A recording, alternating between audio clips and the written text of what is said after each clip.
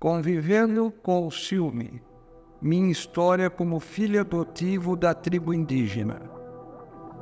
Eu nunca poderia imaginar que minha vida entre os botocudos mudaria tanto. Depois de 5 anos vivendo como membro da tribo, eu finalmente havia encontrado minha segunda família.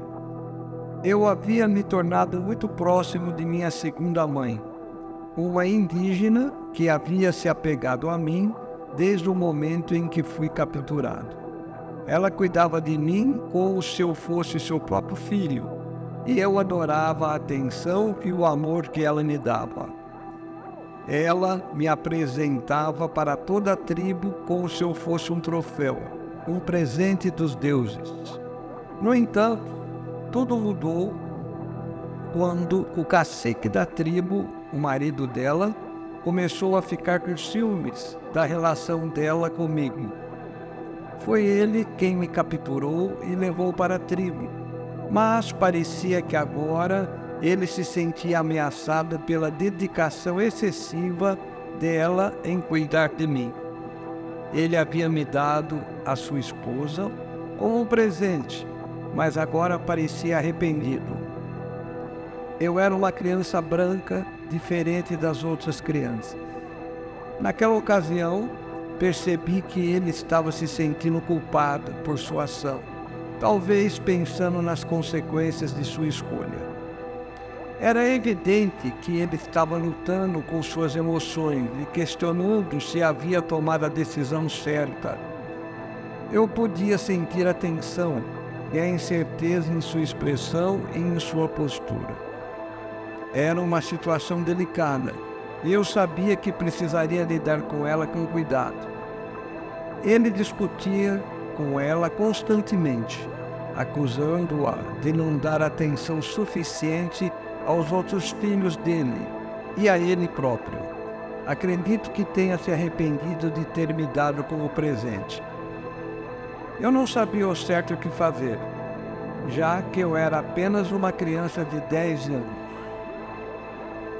Eu tentava ficar fora do caminho quando eles discutiam, mas eu podia sentir a tensão crescendo entre eles.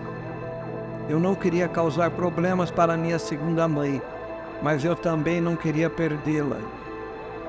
Ficava preocupado em perder a pessoa que se tornara minha segunda mãe e que eu tinha me apegado tanto. Faria tudo o que estivesse ao meu alcance para manter aquela relação de amizade, respeito e carinho. Passei a observar mais de perto a dinâmica entre minha segunda mãe e o cacique. Comecei a notar que ela realmente não estava dando muita atenção aos outros filhos e a ele.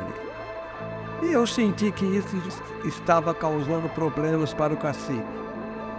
Para tentar melhorar aquela situação, decidi que era hora de agir e comecei a dar mais atenção aos outros membros da tribo, especialmente aos filhos do cacique. Eu saía sempre com eles e íamos nadar no rio, ajudar na caça e brincava com todos. Eu queria mostrar ao cacique que eu não era uma ameaça para ele e que eu realmente queria fazer parte da família. Percebi que minha segunda mãe ficou feliz com minha atitude e ela começou a notar a diferença também. A tensão entre ela e o cacique, aparentemente, começou a diminuir. E eles começaram a se falar de uma forma mais amigável novamente. Fiquei aliviado. Eu não queria que minha presença causasse problemas para eles. Afinal, já fazia 5 anos que eu estava vivendo com eles. Com o tempo, comecei a me sentir como um filho legítimo do cacique e tive a impressão que o sentimento era mútuo. Ele começou a me ensinar sobre a cultura, me ensinou a caçar e eu fiquei muito feliz em poder aprender mais sobre ele. Já conseguia me comunicar de maneira mais fácil. Já tinha aprendido várias palavras. Eu era quase um indígena. Eu finalmente havia encontrado minha segunda família e eu estava feliz em fazer parte daquela família. Eu havia me tornado muito próximo de minha segunda mãe, e eu me sentia aceito e respeitado pelos outros membros da tribo. Tinha aprendido muito sobre a cultura e as tradições dos botocudos, e eu estava ansioso para continuar aprendendo mais. No entanto, eu logo descobri que as coisas não eram tão simples assim. Eu ainda não sabia, mas uma nova tempestade estava se aproximando de minha vida.